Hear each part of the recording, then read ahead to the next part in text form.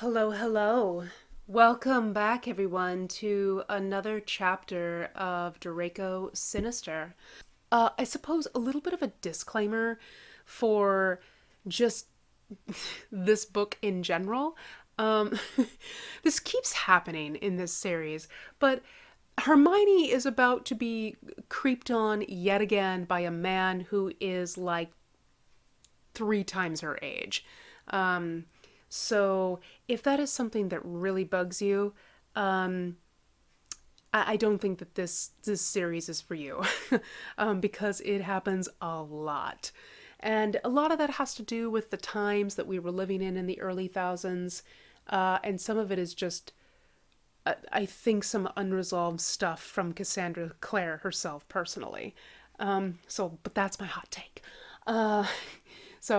Anyway, let us just get into it.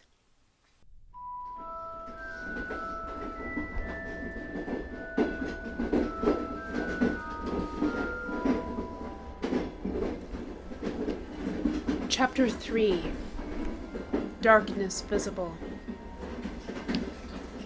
Remus Lupin was sitting at his desk in the dark, staring into the embers of the dying fire in his office grate.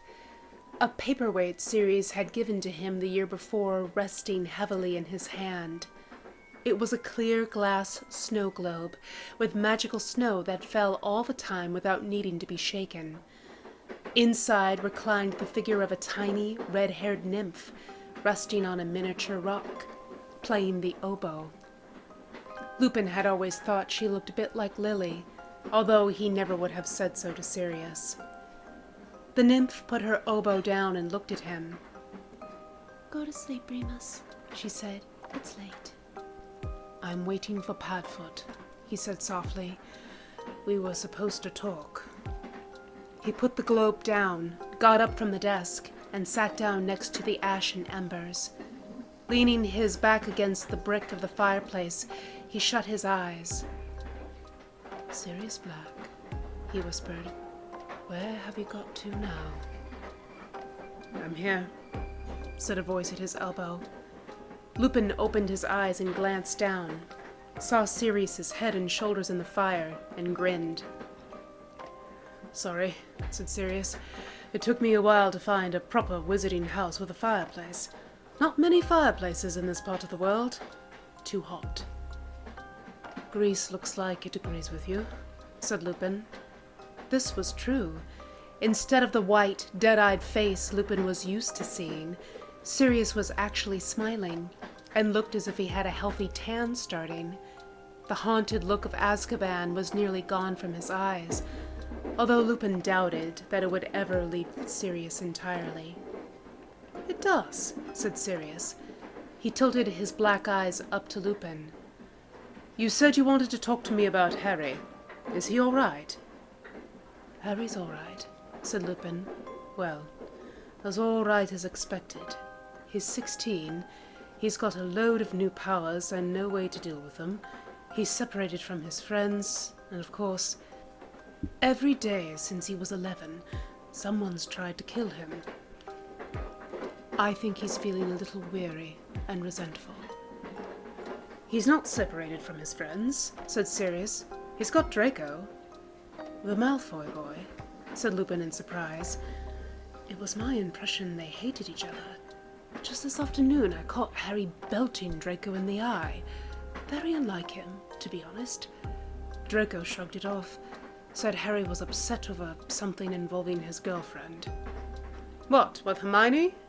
"Oh, so you know about that," Lupin said with interest. "Harry never told me," replied Sirius with a grin.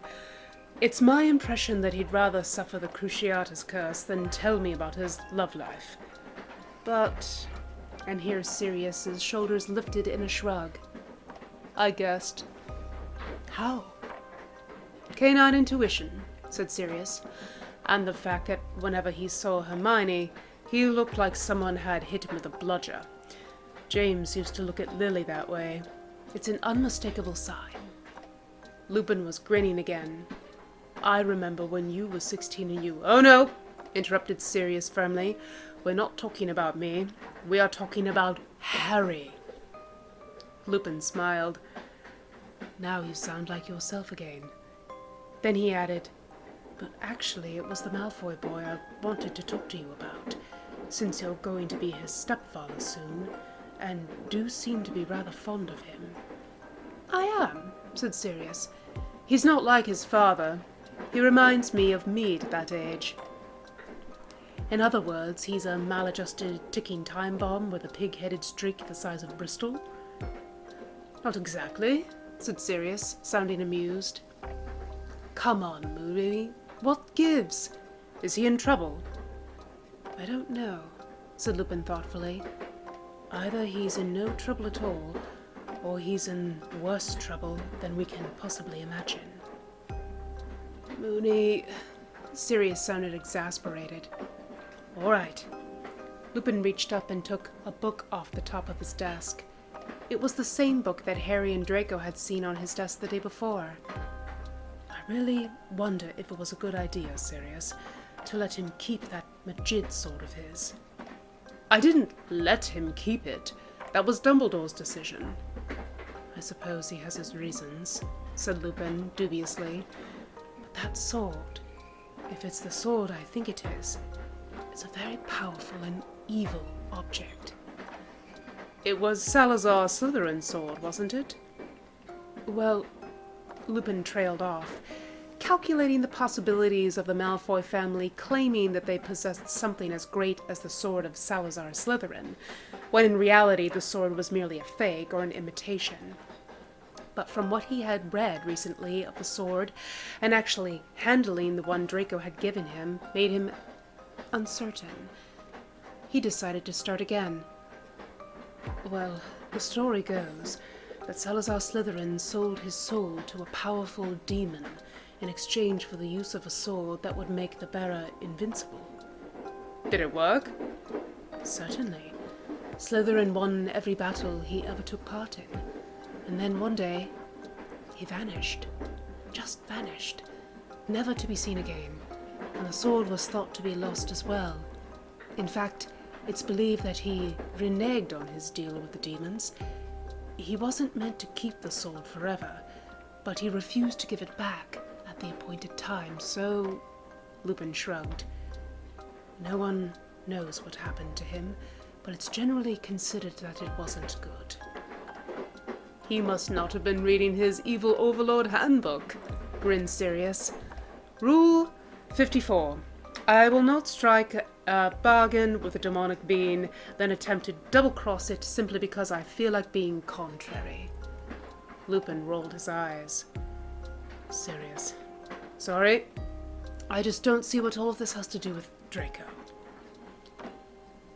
It's a demon sword, Sirius, said Lupin irritably. It's got a lot of power, and it has its own intelligence. Whether that intelligence is benevolent or malevolent, I don't know. It takes will and strength and skill to master something like that. And he's just a child. When we were 16, we didn't think we were children. Oh, but we were. Think how things might have turned out differently if we'd been a bit smarter, a bit more patient, a bit less trusting. Peter might not have turned out like he did, and James might be... Don't, interrupted Sirius. Don't say it. Lupin sighed. There's one other thing. Oh no, said Sirius with finality. What? I know you. Whenever you say there's just one other thing, it usually means you've been saving up the worst possible news for last. Everything's perfectly fine. There's just one other thing. Harry got himself eaten by a basilisk. That sort of thing, Sirius said, then sighed. Well, go on. Tell me. There's a prophecy about the sword. Bugger, said Sirius glumly. Well, what is it? Lupin opened the book and began reading from its pages. When the sword is once again wielded in battle by a descendant of Slytherin, he will return, and he and his descendants will join together to wreak havoc and terror on the wizarding world. I sometimes wonder how you can say these things with a straight face, Remus. Sorry, he added good-naturedly at Lupin's dark expression. Well, I don't think we have anything to worry about yet. Draco hasn't wielded the sword in battle as far as I know. Harry was the one who used it against Lucius. Lupin expelled a breath of relief. That's good. That's what I wanted to know. Just keep him away from it. Oh, right, Lupin replied. Do you remember when we were 16 and people told us just to stay away from something? How obedient were we? Sirius's eyes lit up, and Lupin thought that he had only ever seen Sirius smile like that at a few people in his life. At James, at Lily, at himself, and at Harry. Maybe he smiled at Narcissa like that. Lupin didn't know. He hoped he did. We were terrible, weren't we? Sirius said. No, said Lupin, smiling back. We weren't terrible. We were great.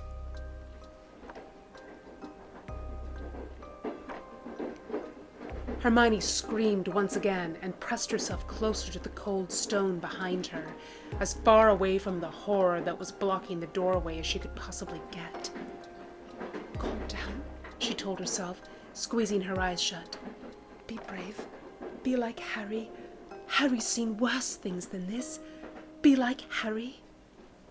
She opened her eyes and saw what she had seen before.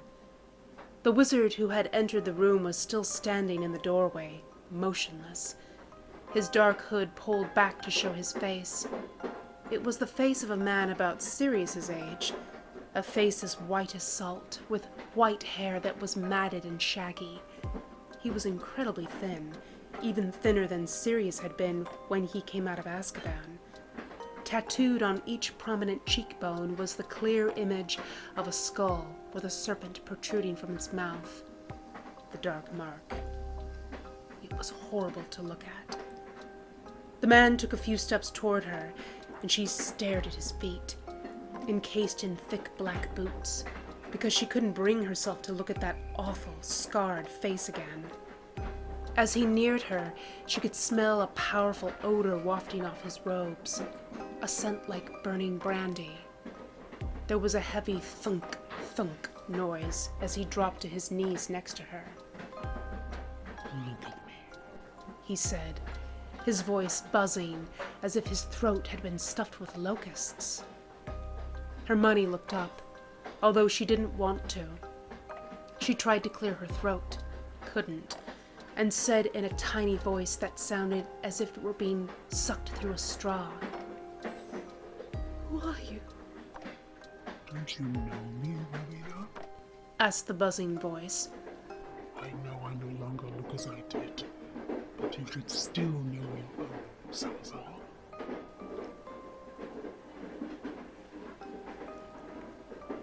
Krum gasped as the truth spell took hold of him.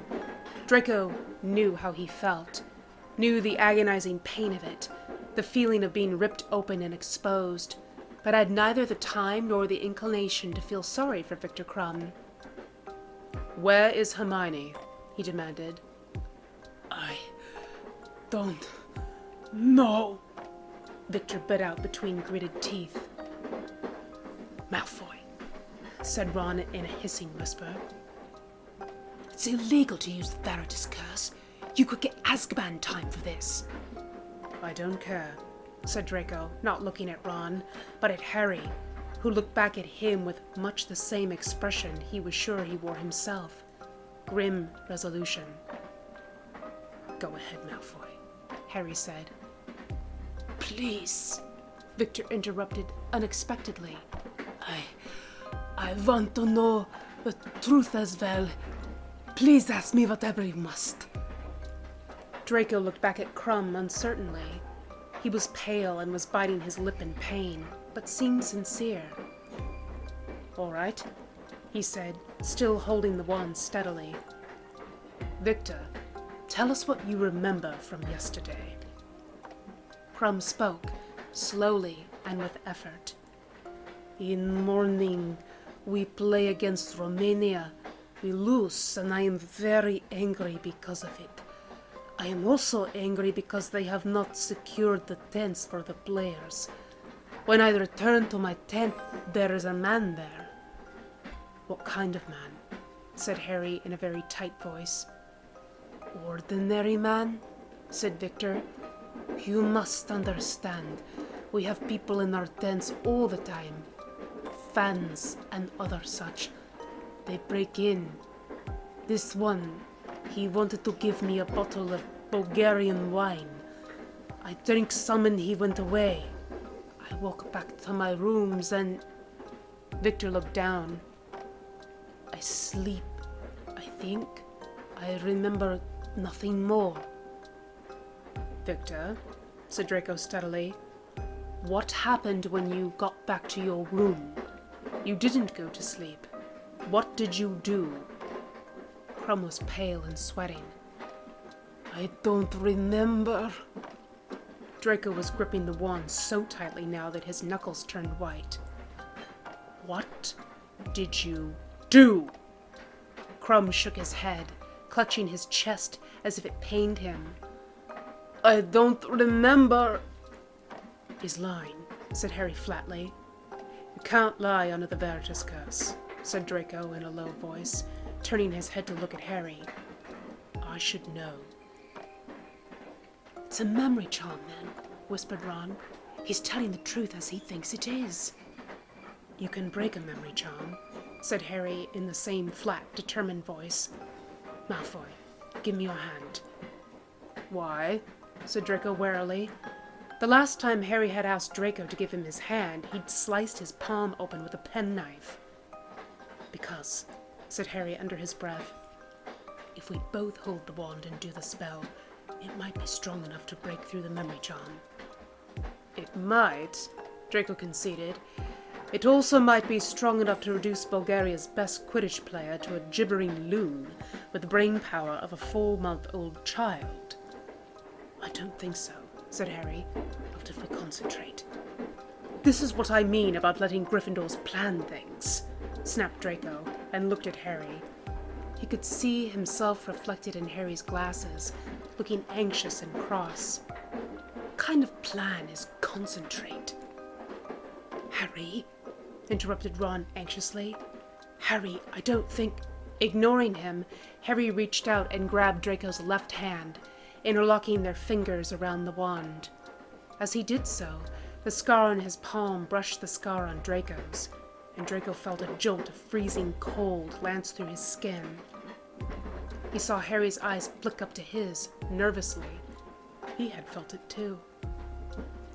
This is a bad idea, Draco thought with foreboding. With another grim look, Harry gripped the wand more firmly. Veritas, he whispered. Draco felt his hand jerk forward as if someone had yanked it. The wand shook in their joint grasp, and he tightened his grip as a bolt of black light shot from the tip and struck Krum in the sternum, nearly knocking him sideways. Krum yelled out loud in agony and fell to his knees, clutching his chest. Ron looked horrified. Harry, what did you do? Harry released the wand and dropped to his knees beside Krum, laying a hand on his shoulder. Victor, he said urgently, I want to take this off you as quickly as possible, but you have to tell us what happened to you yesterday. Where were you last night? After a game, I go back to my room, said Krum, looking startled at the sound of his own voice. I lie down on bed. I am feeling very strange, and I think it is the wine. Then there is a knocking at my door. I get up and answer. It is the man that was in my tent. He points his hand at me and says, Imperio. A look of astonishment spread over Victor's face. He obviously hadn't been aware of any of this. Then he gives me a glass, a bottle of liquid. He gives it to me, and then he gives me instructions. I put on cloak and walk out into Diagon Alley. I go to Leaky Cauldron. I am waiting there until I see her. Hermione coming through the door. Victor now sounded wistful. She looks very happy and pretty. I ask her to come and speak to me for a moment. We go into back room. She turns around to ask me a question and I seize hold of her. I cover her mouth so she cannot scream and force her to drink potion. Krum's eyes were wide with horror. Draco, Harry, and Ron were staring at him in shock and growing fear. Now she is quiet. She is docile. She does what I tell her. She gets rid of girl with red hair and comes back into room. We wait together and the man comes. He points his hand at her and says, Imperial. Krum pauses. She is crying. He has to do the spell twice. Finally we leave, Hermione and I. We fly to Burrow and I wait while she goes to get her things and to write letter to Harry. Then we get on my broom and we fly to King's Cross Station. Victor's voice was growing hoarse. Whether from physical pain or from shock, Harry couldn't tell. The man is waiting there in Muggle clothes. He takes Hermione from me. Then I leave and come back here. When I wake up, he shook his head. I remember nothing. Harry, hissed Ron urgently. Harry, someone's going to come. Someone must have heard Krum screaming. But Harry was still staring at Victor. Where did he take her? I do not know. You must believe me. Harry, you know I would never do anything to bring harm to Hermione. Harry stood up and backed away from Victor, who was still half sitting, half lying against the foot of the bed, looking utterly wrung out. Harry himself felt nearly as bad. He felt like he was going to be sick. One more question. You said the man pointed his hand at Hermione when he performed the Imperious Curse? His hand, not his wand. Did he not use a wand? Krum shook his head. No, he said raggedly. He used hand. A Majid then, said Draco. It was not ordinary hand, said Krum. He was a little man, small and fat, but his hand was made of silver. Harry looked at Ron, but was the first to speak. Wormtail, he whispered.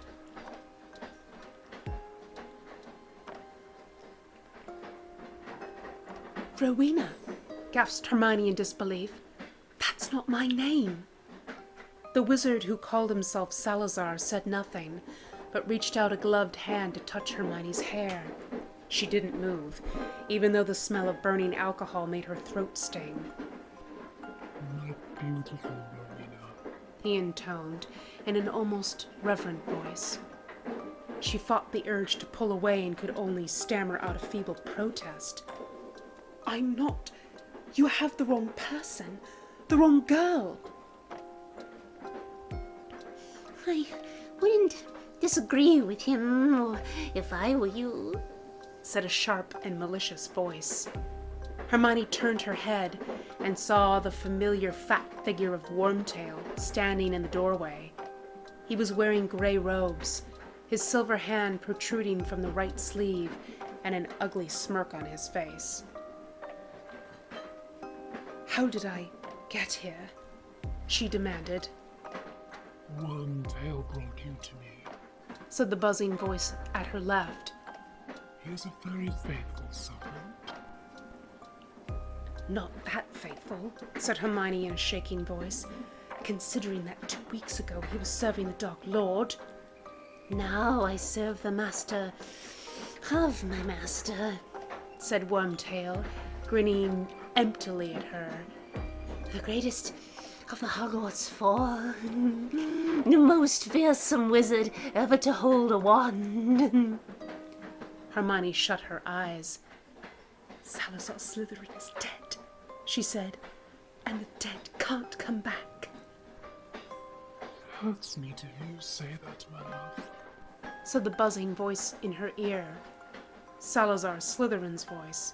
Her mind didn't want to accept it, couldn't accept it. Something this horrible couldn't be happening to her. His black-gloved hand closed on her arm, and the shock of his grip was the single most unpleasant sensation Hermione had ever experienced.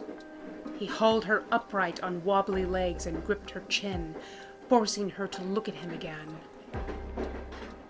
after so many years wandering the grey spaces, he said, you brought me back to the world. I did what? Hermione gasped. She looked desperately away from him and saw Wormtail gazing at her. Your whirlwind charm, he said. Very clever, that, but perhaps not entirely sensible. It may have had unintended consequences. I don't understand, she panted, looking from one of them to the other. Don't you remember? Said Slytherin, gazing at her out of empty eyes. But I told you that I would never truly die. No! Said Hermione sharply. I don't remember because I'm not who you think I am. Rowena Ravenclaw is dead, she said. She's been dead 1,000 years.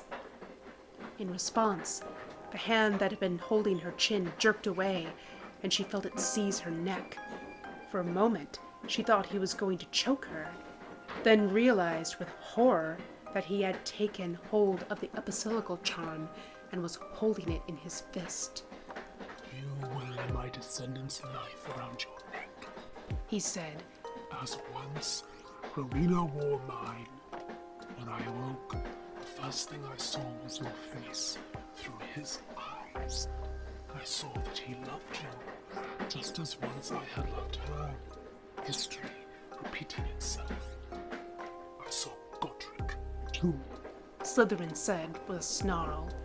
He destroyed everything that I had worked for. Everything that I had nearly achieved. I won't let that happen again, my love. I'm not your love, said Hermione with desperate fury, Maybe not yet, said Salazar Slytherin.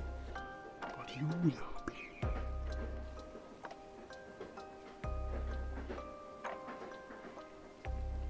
Ginny was sitting in the kitchen, listening to the wall clock tick, when the door opened and Harry, Ron, and Draco walked in, looking utterly exhausted.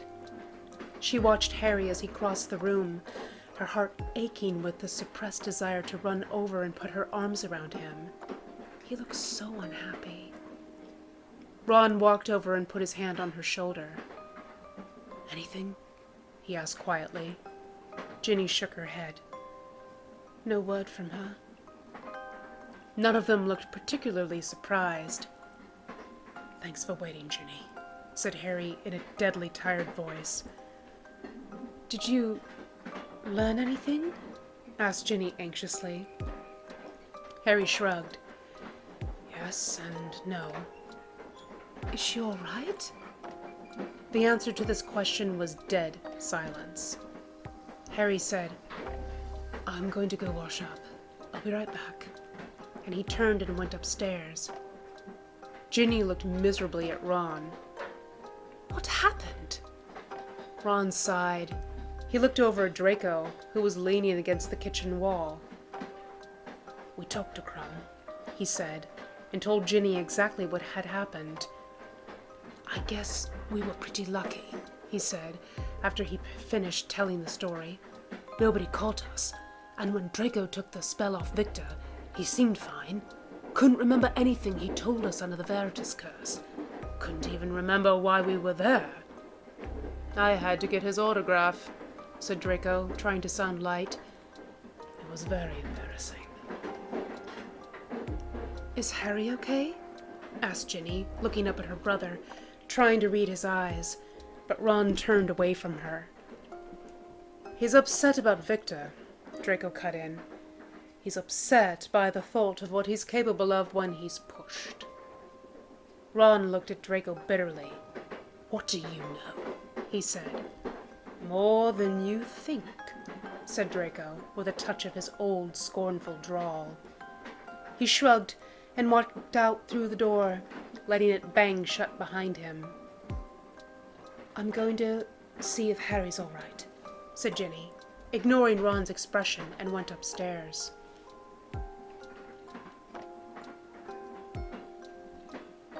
Draco stood in the Weasleys' garden, letting the silver moonlight run over him like milky rain. It was a cool, wet night, and the garden smelled like mint and dirt and rosemary. It was nothing like the gardens at Malfoy Manor, which always smelled of metal and leaf mold and blood. He turned and faced south, the direction of his home, and reached into his pocket, intending to retrieve his wand, then stopped. Midgets his age weren't supposed to perform wandless magic, that was true. Then again, neither were they supposed to sneak away from school in the dead of night for the purpose of putting powerful and illegal curses on famous international athletes. Wandless magic seemed minor in comparison. "Sod that stupid rule," he thought, and raised his left hand. The moonlight picked out the scar across his palm, as if it had been drawn there in liquid mercury. Strange that the hand that Harry chose to cut was the hand that he did magic with. He wondered briefly how coincidental that had been before shrugging off the question and concentrated hard, thinking of the object he wanted, picturing where it had lain the last time that he had seen it. For a summoning charm to work, it didn't matter how far away the object being summoned was, but one had to know where it was, and he did. He pictured his father's study as he had last seen it, built the image in his head, even the smell of it, books and brandy and black magic. He shut his eyes and thought, Accio.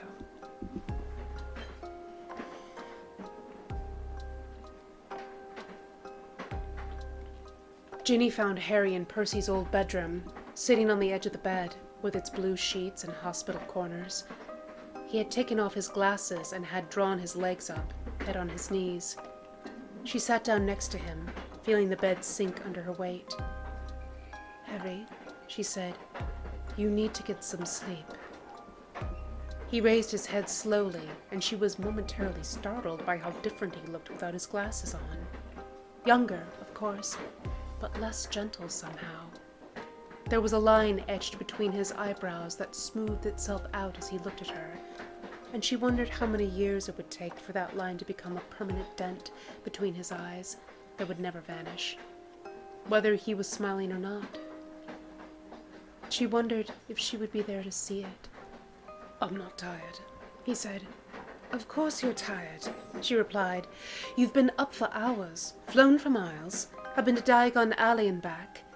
You need to sleep.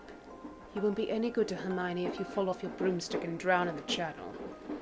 "I'm not any good to her anyway," said Harry bitterly. "This is all my fault." "It's not your fault," said Ginny, outraged. "How could it be your fault? It's more my fault than it is yours. I should never have left her alone with Victor in the Licky Cauldron." "No," said Harry, shaking his head.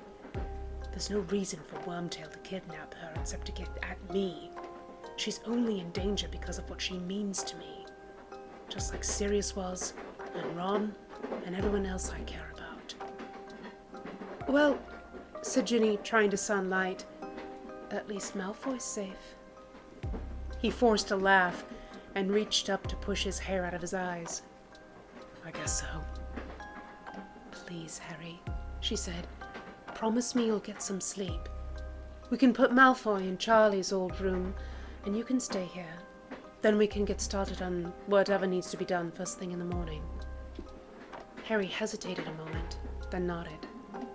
"You're right. I know you're right." He smiled at her, and her stomach flipped over. "There's just one thing, Ginny, if you wouldn't mind. I'd really rather not be by myself right now, so Ginny stared at him. "I'll ask Ron to come up then," she said in a tiny voice. "Thanks, Gin," he said as she stood up. On the first floor landing, she passed Draco, who was carrying a large green book in his arms. She had a sudden savage urge to kick him in the ankle, but knew it was unjustified and restrained herself. "You're in that bedroom," she said, pointing down the hallway toward Charlie's room, which was next to hers. "There are blankets in the cupboard, and don't ask me to make your bed, because I won't." "I would never ask you to do such a thing. That's house elf work," he replied smoothly. "Oh, but I forgot. Your family is too poor to afford a house elf, aren't they?" Suddenly, Ginny's previous notion didn't seem so petty now, and she cocked her foot back and landed a solid blow to his right ankle. "Bloody hell!" Draco cursed, before glaring up at Ginny, who thought he had a lot of nerve to be looking at her like that. "I violently despise you," she said with bland coolness, before stepping neatly around him. "And for the record, as the founder of SPEW, Hermione wouldn't be too keen to hear you talk like that about house elves. Oh, but I forgot. You would know that if you actually gave a damn about her."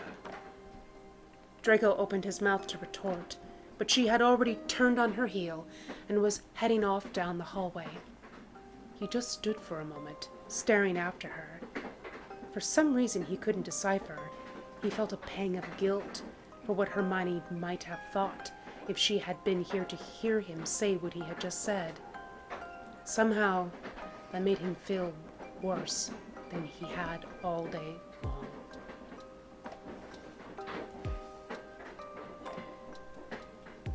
He was standing in a chamber that was somewhere underground.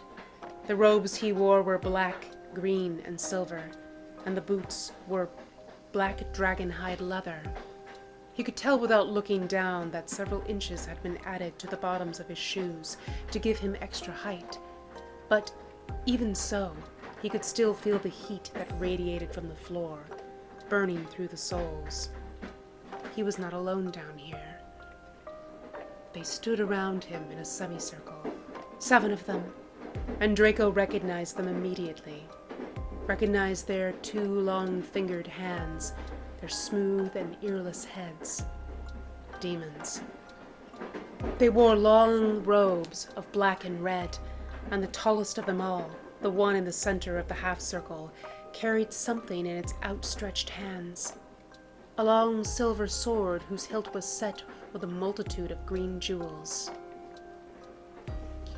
"You have come here to make an exchange with us," said the tallest demon. "Yes, I have," replied Draco, his voice not his own, but the voice of a much older man. "And do you know what this exchange entails?" "I give you what you want, and you give me the sword. I have been told such a sword will give me power. Is that the truth?" "There is such a thing as too much power." Dream Draco laughed. "I don't believe that." "You must at least believe that there is a natural balance to all things," said the demon. "For every profit in one thing, payment in some other thing. You will profit greatly by the use of this sword, but first, it must be paid for."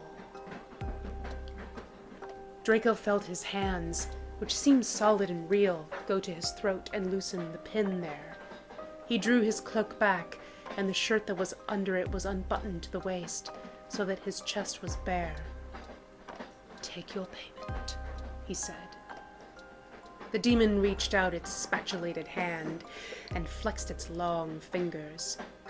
Then, like a boxer punching his way through a flimsy cardboard wall, the demon plunged its hand into Draco's chest. The agony was immediate and intense and terrible, but it lasted only a moment. Draco screamed, and the demon drew its hand back, clutching something in its blood-streaked fingers. Something that glowed red and flickered weakly like candlelight through a screen. The demon smiled. Its incisors were long and sharp and pointed. "Sword is yours," it said. "Hell is now satisfied."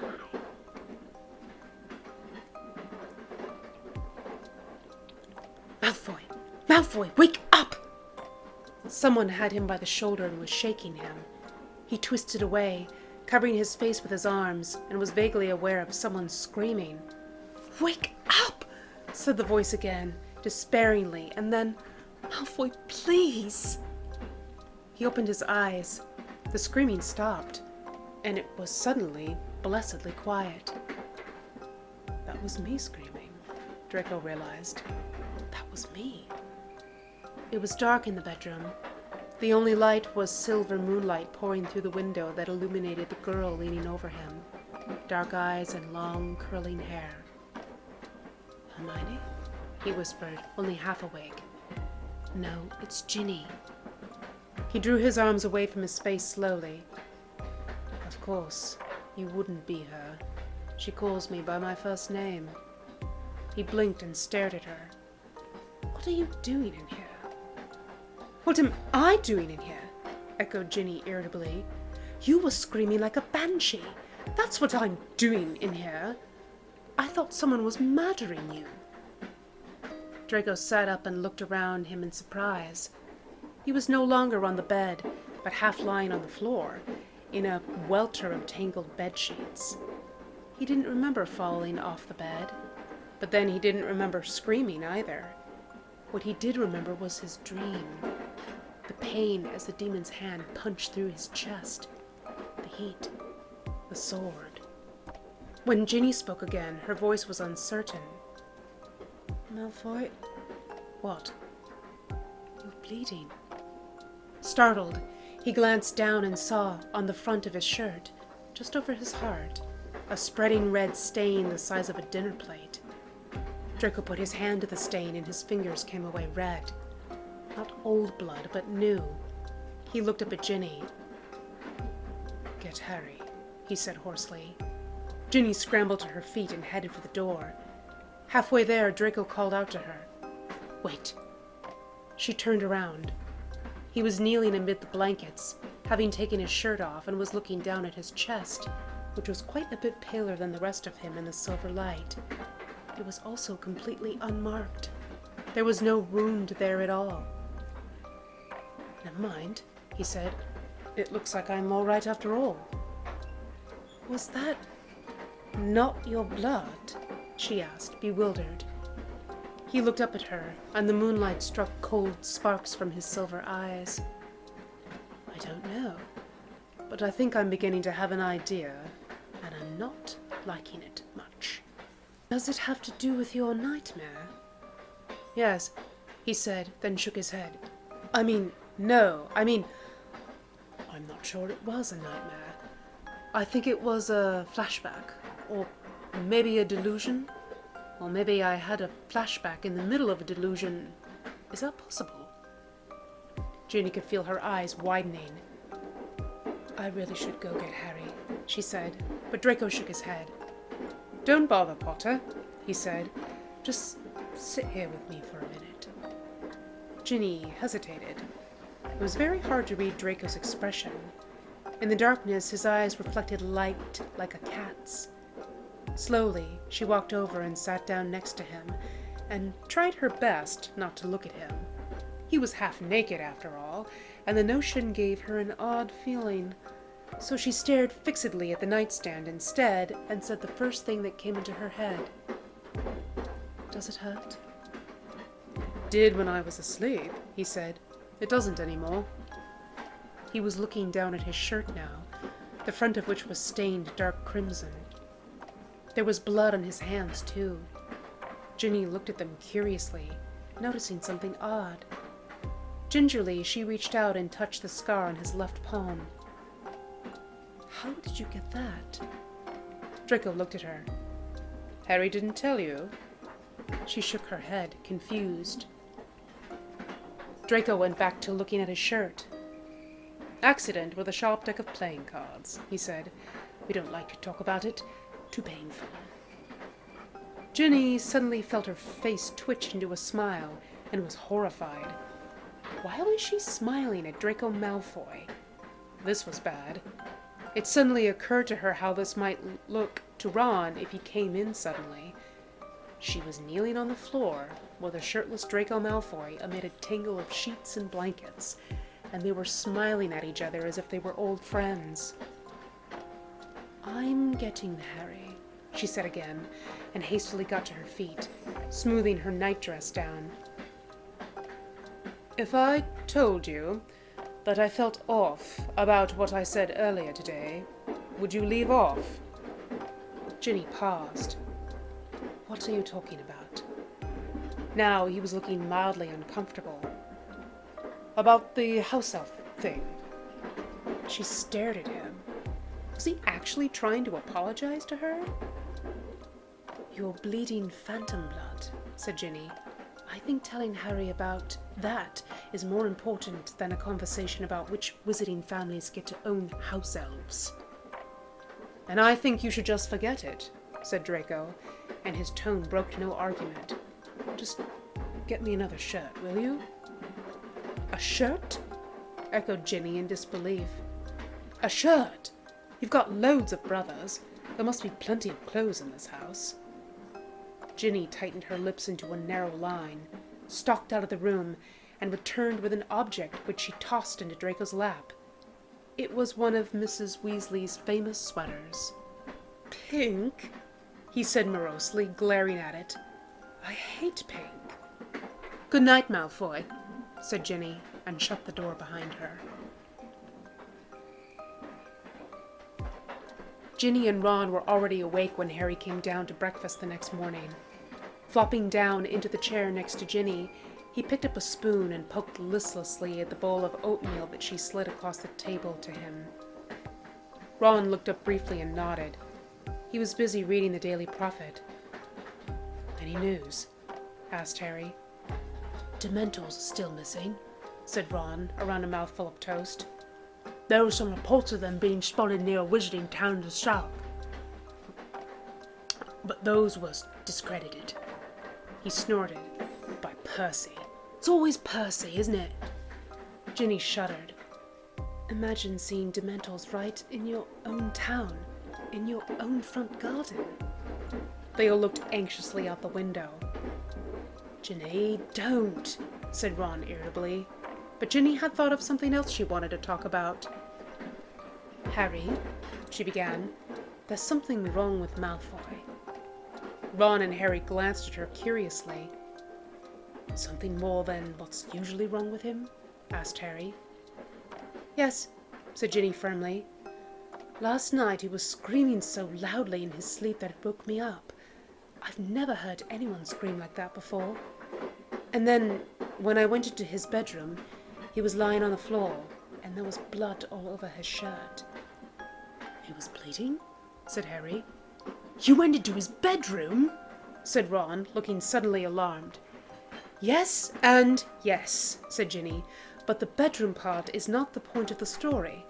The screaming and the blood, that would be the point of the story." She shuddered, then said more quietly, "I do know what dark magic feels like, and it was all over him." "Did you stay in the bedroom with him?" asked Ron. "Ron, are you listening to me at all?" snapped Ginny. "You did, didn't you?" said Ron, looking horrified. "Ginny! Malfoy!" "I kind of like the sound of that," said his sister with a sadistic grin. "Ginny Malfoy." "Ginny!" spluttered Ron. "I want you to tell me right now. Promise me. You won't. You wouldn't. Not with Malfoy!" Ginny took a bite of her toast and shrugged. "Ginny, stop winding Ron up," said Harry, although he was hiding a smile. "Ron, quit being a twit. I'm sure Ginny didn't stay in the room with Malfoy any longer than she had to. And what do you mean by dark magic being all over him?" Ginny frowned. "It's just a feeling. Ever since we were in the Chamber of Secrets, I get this cold sort of shiver whenever I'm around dark magic. I thought I felt it from Hermione in Diagon Alley just after she saw Victor, but I wasn't sure. With Malfoy? I know I'm sure. Well, that's none too surprising, said Ron. I mean, he's been around dark magic his whole life. He's a walking Nocturne alley. Maybe, said Harry, who was biting one knuckle, something he did when he was thinking. Do you think he's dangerous? Asked Ron, sounding hopeful. Somewhat unwillingly, Harry thought of the sword, the talisman of purest evil, and the surge of cold that had come from Draco's hand when they had performed the Veritas curse on Krum. I don't think so, he said. Well, said Ron, reaching for more toast, I still think there's a definite possibility that he's a vicious, cold-blooded... Ginny squeaked. Ron glanced up and saw Draco standing in the doorway, wearing Mrs. Weasley's fuzzy pink sweater, looking for all the world like a birthday cake with icing on top, and carrying a large green book. Piece of toast? Said Ron lamely, offering a plate to Draco. I've been called a lot of things in my life, said Draco, looking at the plate, but never a vicious, cold-blooded piece of toast. Ron had the grace to look embarrassed. Sorry, Malfoy, he muttered, but Ginny told you about last night, said Draco, looking at Ginny with a certain coldness. Ginny looked right back. I had a nightmare, he said. So what? I have nightmares all the time, said Harry. I don't usually wake up covered in blood. Covered is kind of strong, said Draco, sitting down at the table. More like splattered. Oh, right, said Ron with heavy sarcasm. Never mind, then. It isn't weird at all. Exactly, said Draco, ignoring Ron's look of immense irritation, and turned to Harry. Potter, I've had an idea. He waved his hand at Ron, who looked as if he was about to say something. And no sarcastic comments, please. Okay, said Harry. What? The epicelical charm, said Draco. My epicelical charm. It's never been tested, but theoretically, wherever I am in the world, Hermione can find me by using it. She did it a couple of times at Hogwarts. But that's only useful if she's trying to find you, said Harry, not the other way around. If there's only one epicelical charm, that's true, said Draco. He raised the green book he was holding, the object he had summoned to himself the night before. It was his father's copy of Epicelical Elaborations of Sorcery. But if we make another charm, the two charms can find each other. Harry, Ron, and Ginny stared at him. Another epicelical charm, said Harry faintly. But isn't that really complicated and dangerous? Not really, said Draco. I'm a little too old for it to be very effective, but it should be effective enough for this. And I'll be giving a part of myself willingly, so that will help. Does that mean we get to knock out one of your teeth? Asked Ron with interest. I was thinking a lock of hair, said Draco, and I'd like to see you try it, Weasley. Said Harry. Do we have what we need for the spell? Not everything, Draco hedged. Not yet. We need some mugwort, wolfsbane, and an orb of Thessala. An orb of what? Said Ginny. An orb of Thessala, said Draco. It's used in transfiguration and transformation spells. It has to do with soul transference. It's not hard to use, just hard to come by. I assume my dad must have had one, but I've no idea where he might have kept it. So where are you going to get one? Said Harry. Is this the sort of thing you can just buy in Diagon Alley? Actually, no, said Draco. But it's just the sort of thing our transformations teacher would have in his office. Lupin, said Harry. He'd never let us borrow something like that. True, Draco agreed, which is why we're going to have to break in and take it.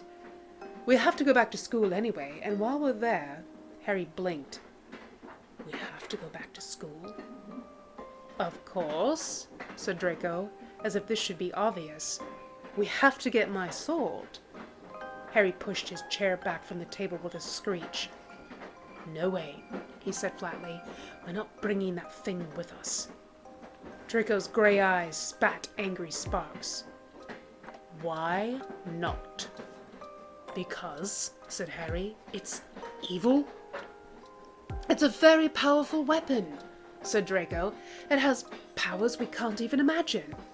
Yeah, agreed Harry, because they're really, really horrible. You don't know that, said Draco firmly. Even Lupin doesn't know that. He said he had to finish testing it. It's a Majid blade, and I'm a Majid, and it belonged to my ancestors. It's been in my family for generations, and I want it. Harry suddenly remembered something Hermione had said to him 2 weeks ago. Was it only 2 weeks? People always want what's worst for them.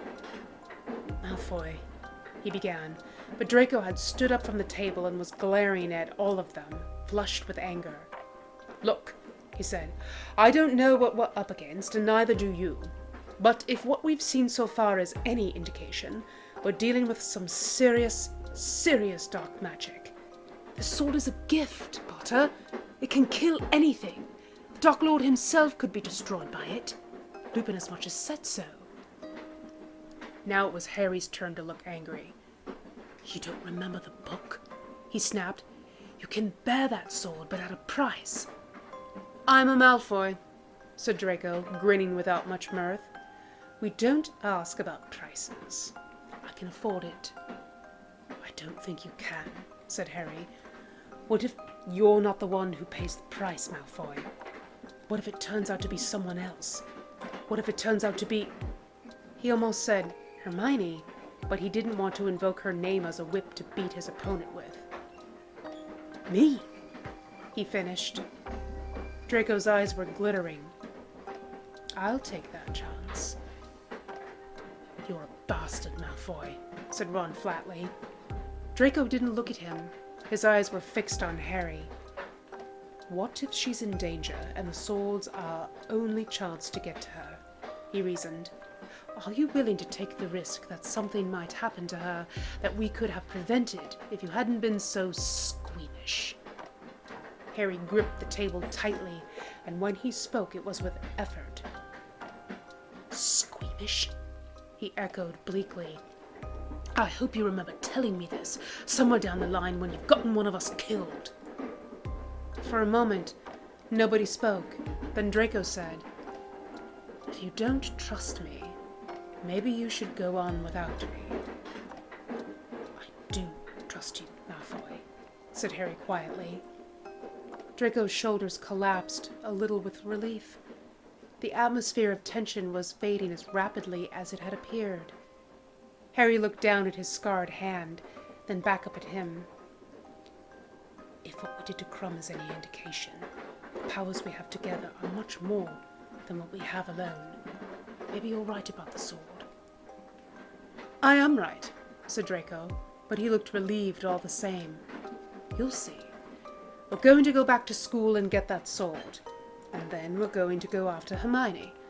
And if whoever's got her has done anything to hurt her, anything at all, I'll grind them up into a powder so fine we can use it for instant soup mix. He paused. Harry, Ginny, and Ron were all staring at him with peculiar expressions. Okay, that was just kind of gross, wasn't it? Harry nodded. Soup just isn't that scary, Malfoy. Other than that, it was a good speech, interjected Ginny encouragingly. I still think I'm right about this, said Draco, although a great deal of the fierceness had gone out of his expression. And I still think you're mad, said Harry, but you're obviously very determined. I kind of admire that. He smiled, the first time he had smiled all day. It suits you, Malfoy. It does, agreed Ginny, rather unexpectedly. But that sweater definitely does not.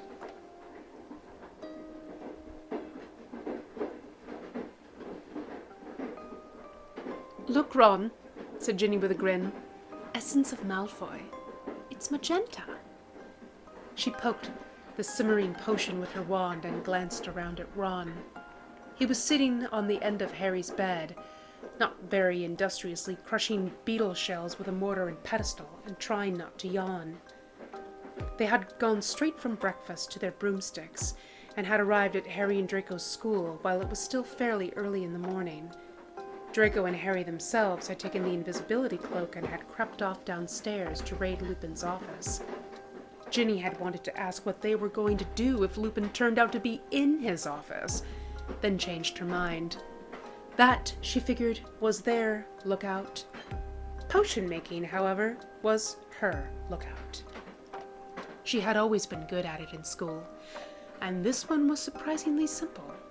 The difficult part would come later, since the episodical process was a moderately complex combination of a potion, a charm, and a transfiguration spell.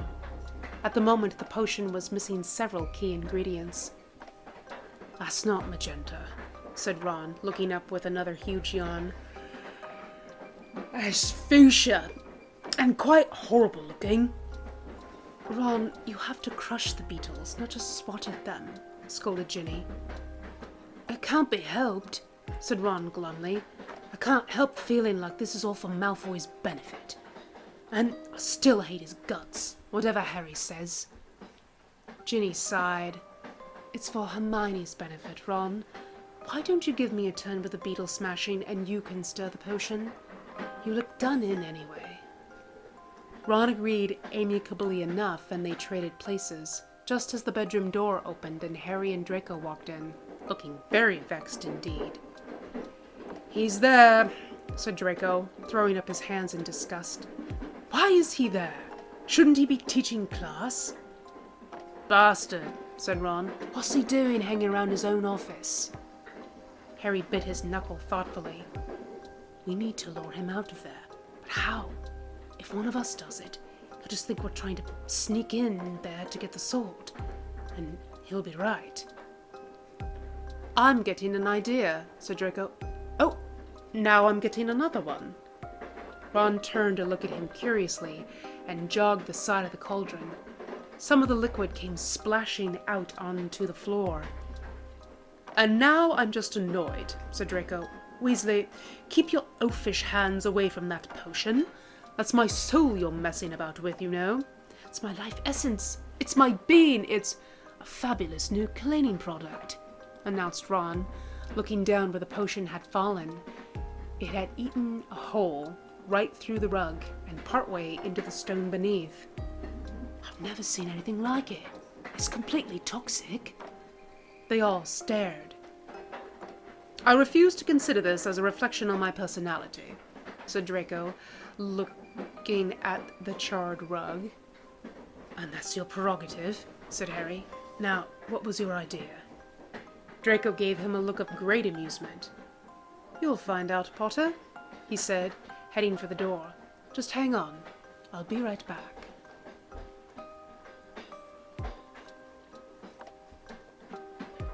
Fleur had a room all to herself at school, and at the moment it was full of impossibly tiny, impossibly delicate, brightly colored butterflies that she had conjured up to amuse herself.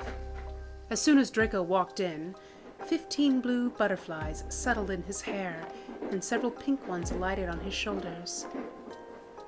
"Oh," said Fleur, looking at him mistily. "How adorable." With great effort, Draco restrained himself from screaming, "Get these sodding butterflies off me!" Instead, he looked earnestly at Fleur and said, "I need you to do me a favor.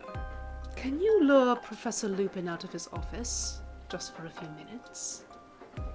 When she looked at him dubiously, he added, "Come on, I thought you fancied him." "I did," said Fleur, who was using her wand to turn her toenails various shades of pink. "But I have since reconsidered. He is very handsome, but just a bit too stodgy." Draco bit his lip in frustration.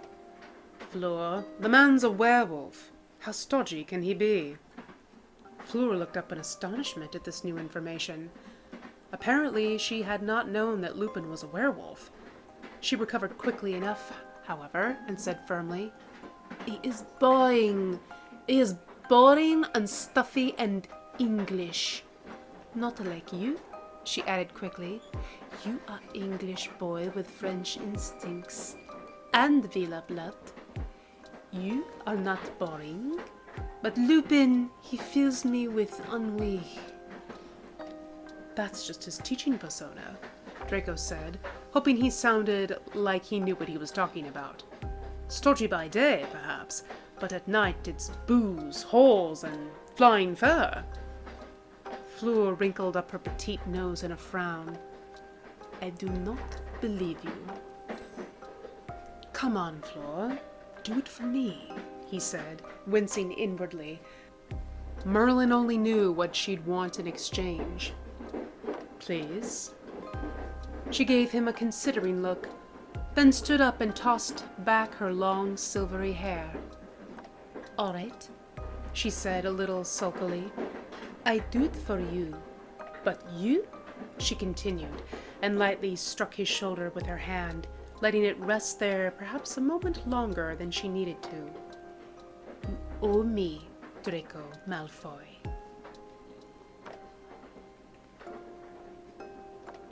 "Are you sure this is a good idea?" asked Harry, sounding very doubtful. Draco shifted uncomfortably under the invisibility cloak. Large as it was awkward to keep all four of them covered as they waited in the hallway. "Why wouldn't it be?" he asked. "Well," said Harry, "either it doesn't work, in which case we're in trouble, or it does work, in which case Lupin gets some action," said Draco. "We're doing him a favor, really. It's fine." "It is not fine," said Ron, his disembodied voice sounding cranky. "Why not?" "Because he's really, really old and it's nasty," said Ron firmly. "He's not that old," said Ginny. The cloak rustled as Harry, Ron, and Draco tried to turn to look at Ginny, before realizing this was impossible. Harry was fairly sure, however, from the tone of her voice that she was smiling. "He's not," she insisted. "Ginny," said Ron, a warning in his voice. "He's kind of attractive, actually," she said. "Can we go back to talking about Dementors in our front yard?" said Ron, "because this is freaking me out." At that moment, Fleur came around the corner. She had put on a form-fitting silver robe, which became her very well. She paused at Lupin's door, then knocked before throwing it open and thrusting her head in. Whatever she said was inaudible, but in a short time, Lupin came to the door, looking both distracted and faintly surprised. "Why can't we talk about your homework in my office?" he asked, stepping outside and shutting the door behind him. "It is just so much more pleasant to walk as we talk," said Fleur, laying her hand on his arm. "If you say so," said Lupin, sounding extremely dubious. "Has anyone ever told you that you are a very good teacher?" asked Fleur, using her grip on Lupin's arm to steer him down the corridor. "Oh, yes, I get told that all the time," he said, as he unknowingly passed Ron, Draco, Harry, and Ginny in the hall. "Has anyone ever told you that you are also very attractive?" "Well, Dumbledore told me that once, but it was after the New Year's staff party, and he was a bit squiffy on Butterbeer." Lupin's voice faded, and they were gone. Although he couldn't see their faces, all around him, Harry could feel the other three shaking with laughter. It was like being caught in a mini earthquake. "Shh!" he hissed, trying to keep from laughing himself. "Wait until we get into the office." Once inside, Harry tore the invisibility cloak off them, allowing Draco, who was now nearly crying with laughter, to collapse onto the desk. "I almost love Fleur," he said finally, regaining his composure. Ginny was shaking her head. "The poor man. He really doesn't deserve that kind of abuse." "It's for a good cause, Ginny," said Ron, grinning. Hey, Malfoy, what are you doing? Getting our ingredients, said Draco, who was now crouching on the floor next to Lupin's bookcase. It's here. Got it. He pulled out a small blue vial, unstoppered the cap, sniffed it, and made a face. Wolfsbane, he said, and handed it up to Harry, who squinted at it and passed it on to Ginny. Mugwort we've got upstairs, and here it is, the orb of Thessala. That's a snow globe, Malfoy, said Harry. Nice try. The nymph in the globe winked at Draco as he put her down. Sorry, he said, and continued rummaging. After a few moments more of searching, Draco made a triumphant sound and handed something up to Harry, something that looked like a black glass tennis ball. You're sure? Said Harry, looking at Draco hard. If it's not an orb of Thessala, I'm the one that gets blown up, said Draco. So yes, I'm sure. Blown up? Echoed Ginny, looking very pale as Harry handed her the orb. Draco waved a hand airily. That hardly ever happens. Just finish the spell right and we'll all be fine. Ginny looked up at Ron, who was looking equally nervous. I don't know. Just do it, said Draco, who was now looking under Lupin's desk. And fast. We need to get out of here as quickly as possible. Why don't you two go back to our room and we'll meet you there in a few minutes. Take the invisibility cloak. He popped his head up over the desk, saw the three of them preparing to leave, and hastily added, Potter, you stay here with me. Harry paused. All right, he said, stepping back into the office. Ron and Ginny turned to look at him, but he only shrugged, and they drew the cloak up over themselves, vanishing from sight. The office door opened and closed behind them, and Harry turned back to Draco, who was emerging from underneath Lupin's desk, carrying the adamantine case that held Slytherin's sword. There was a bright light in his eyes, and Harry felt a vague stab of apprehension run through him. Come on, Potter, said Draco. Help me get this thing open. I thought the dark mark was Voldemort's symbol, said Hermione, looking at Wormtail. She had decided that there was no point in not saying Voldemort's name, considering that she had somehow managed to get herself kidnapped by the one wizard in history who had been even worse. Slytherin, who seemed to have no use for a wand, had bound her arm to Wormtail's and ordered them both to follow him out of the room. They were currently walking down a long stone corridor towards what destination Hermione could only imagine. Slytherin walked ahead, of course, and she and Wormtail followed behind. He didn't invent it, said Wormtail, who was looking very smug. It belonged first to Slytherin. Almost everything the Dark Lord ever did was borrowed from Slytherin. You're sounding awfully arrogant, said Hermione. Aren't you worried that Voldemort will be angry with you for betraying him? No, said Wormtail, his smirk stretching into a very unattractive leer. Slytherin is as powerful as Voldemort was, even in his prime, he added and giggled. If you haven't noticed, history is repeating itself. There's no point fighting it. All this was foretold. Dumbledore knows it.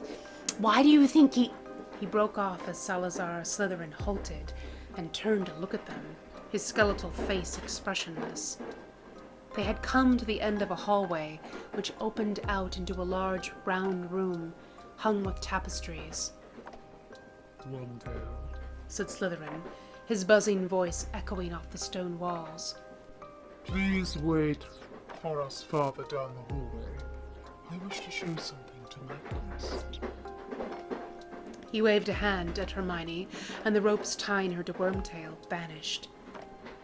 Come here, he said to her, and she did, dimly aware of Wormtail walking away. I wanted you to see this. Maybe it will help you understand. Said Slytherin, pointing at the largest of the tapestries hanging against the far wall. It showed 4 figures standing together under a woven archway. They were young, in their 20s at most. They faced Hermione, smiling, as if they were posing for a photograph. The man on the left she knew immediately. There was a portrait of him hanging on the Gryffindor common room wall. Tall and handsome, with black hair and beard, dressed in gold and scarlet. Godric Gryffindor, looking a great deal like Harry. There was a round, red-haired woman looking friendly and kind, wearing robes of yellow. Of course, she was Helga Hufflepuff, and Hermione was reminded strongly of Mrs. Weasley. Then there was another man. He wasn't as tall as Godric, and he looked as if he knew it. His hair was black with piercing pale eyes, wearing green and silver. Snakes, carved from metal, wound up and down each of his arms. But it was the 4th person in the tapestry who caught Hermione's attention. She stood between Slytherin and Gryffindor, wearing robes of dark blue. In her hands she carried several books, and her extremely curly hair was knotted in braids around her head. There was an ink stain on her cheek, and it didn't look like a flaw in the tapestry. She was pretty, although not extraordinarily so, but she looked very alive somehow. Does she look like me? Hermione wondered. A little, she conceded. Certainly they were not dead ringers for each other. Rowena Ravenclaw's eyes were blue, but there was definitely something. Of course, that didn't make Salazar Slytherin, or what was left of him, any less mad. He looked down at her, and she saw the dark mark tattoos standing out livid and horrible on his fleshless face. She wanted to shudder, but couldn't. There was no doubt that he terrified her. And yet Hermione found that she felt, somehow, sorry for him. Not much, but a little. Now, He said. I want to tell you a story.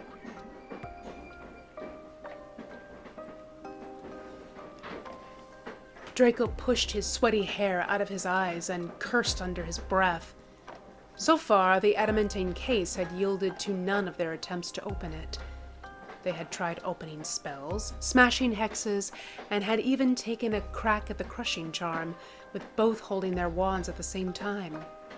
Nothing had happened. Draco had wanted to try the whirlwind charm, but Harry pointed out that those couldn't be controlled very well, and that he might blast them both out the window. So they had given up on trying to open the case magically, and Draco had started trying to break it in half by bashing it against the stone walls. This had done nothing except give him a sharp pain in his wrists. Furious, he had thrown the case on the ground and started jumping up and down on it with both feet, cursing. When he finally looked up, panting, Harry was grinning at him. "What?" said Draco irritably. "What is it?" "You look ridiculous," said Harry, shaking his head. Draco paused, looking thoughtful. "Do I?" "It's all right," said Harry. "Not much else makes me laugh these days." Draco stopped jumping and looked at Harry with a very peculiar expression. "Do I make you laugh?" Harry shrugged. "It's nothing to get all excited about, Malfoy." "It's just..." Draco sighed. "I feel guilty." "Guilty?" said Harry uneasily.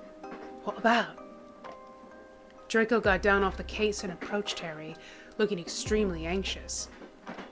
"Potter," he said, "there's something I've got to tell you."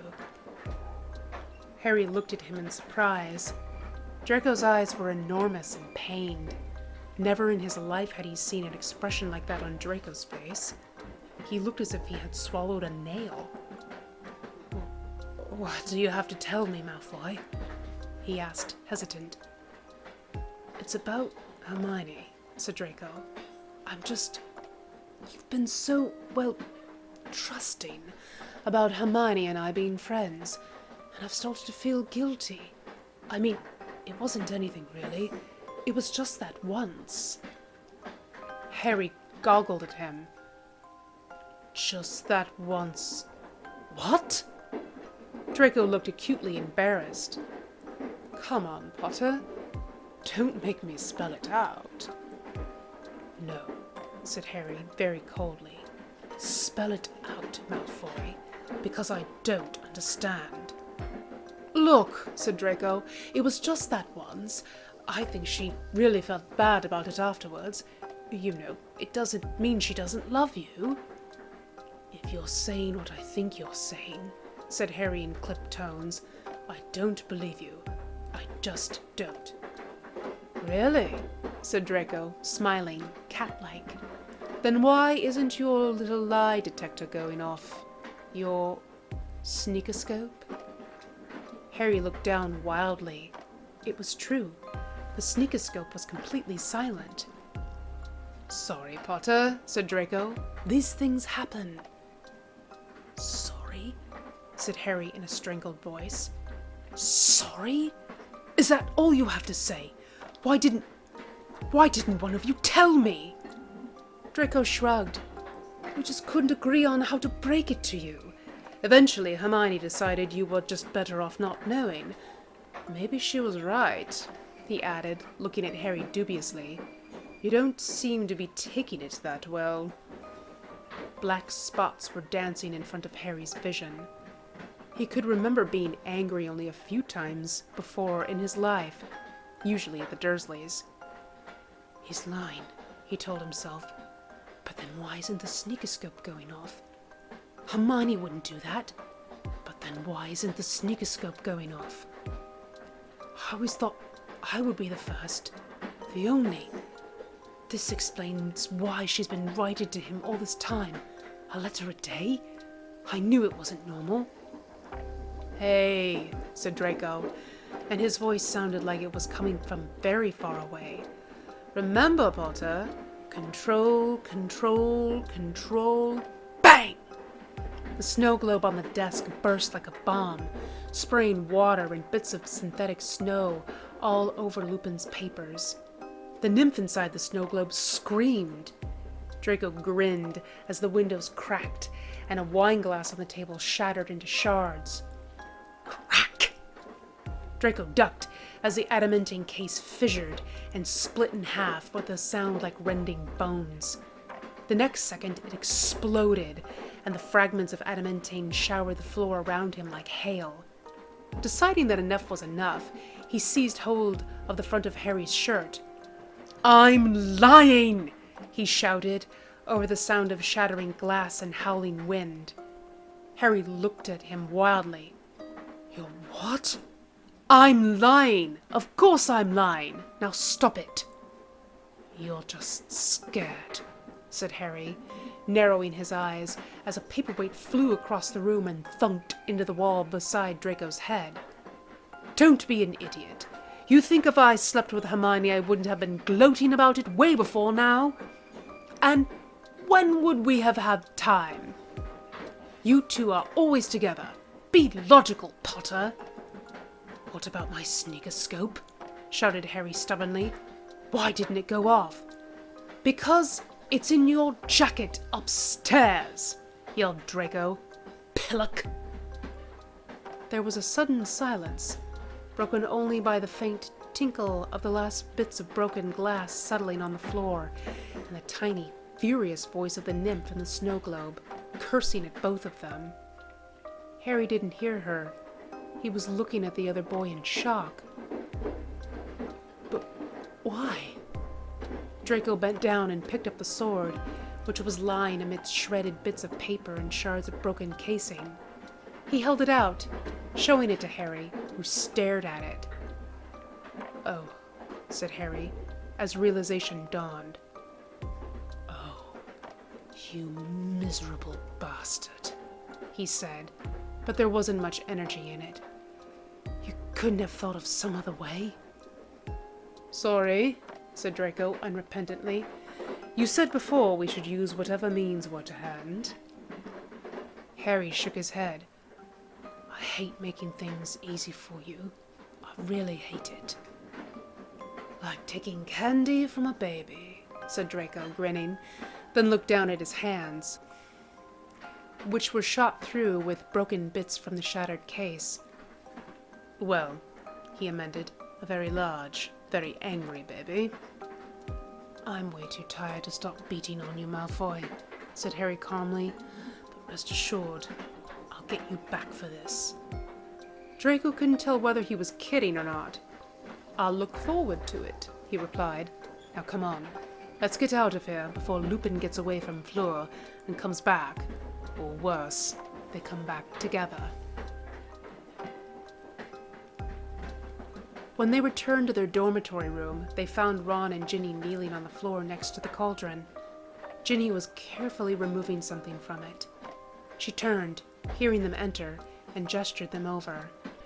The charm she had made was nowhere near as beautiful or as deadly looking as the one that Lucius had created. This one was a bit lopsided. Not so much a perfect circle as oblong-shaped. Draco eyed it dubiously. It's not done yet, said Ginny. Here. She thrust it at Draco. You hold it. I've got to do this last bit of the spell. He held the charm in his hand while she pointed her wand at it. A long tendril of red hair fell down over her face as she began to speak. Uras res muta, anima ereti, sanguinum ad vitrum transmuta. There was a flash of light, and the charm flipped over in Draco's hand. It's done, said Ginny. Draco stood up and looked at the charm, which was transparent like the other one, although this one held a lock of his hair instead of a tooth. Now there are two objects in the world that could kill me instantly, he thought grimly. Hermione has the first one. Who in my life do I trust enough to give this one to? He could feel the eyes of the other three on him as he walked toward the window, holding out the charm in front of him. He paused for a moment, looking out. Then he shut his eyes, letting everything fall away as he had learned to do when he was a child, locked in the wardrobe in his bedroom. He could feel the charm beating in his hand like a tiny heart, and he concentrated on it, holding it tightly, tightly. A round tower surrounded by trees with walls of ancient stone and black in places, as if the tower had once been burned. A bare room with straw on the floor, a man with a hand made of silver, a hallway lined with tapestries, and Hermione, her dark eyes frantic with worry, looking at him. He opened his eyes, turned, and met Harry's steady gaze across the room. South, he said. We go south. And that is all for this chapter. Quotes. When Sirius quotes Rule 54, when Sirius quotes Rule 54, that is actually from the Evil Overlord list. So there's actually a part where Victor says, how do you say that in English? In Bulgarian, but I could not get the translation to tell me how to say it. So I will put it in the description, just for funsies. You must at least believe that there is a natural balance to all things, for every profit in one thing, payment in some other thing. You will profit greatly by the use of this sword, but first it must be paid for, is from Orpheus by Ted Hughes. I had a flashback in the middle of a delusion is from Red Dwarf. The Orb of Thessala is from Buffy the Vampire Slayer. That's just his teaching persona, stodgy by day perhaps, but at night it's booze, whores, and flying fur. That's Buffy the Vampire Slayer. Thank you so much for joining me. Like, comment, share, subscribe if you are enjoying this content, and please be sure to check out my Patreon, which is linked in my About page. I have my own personal writings and spicy art content for my patrons on there. So yeah, if you could do that, I would be most appreciative, and I will see you all in the next one. Good night.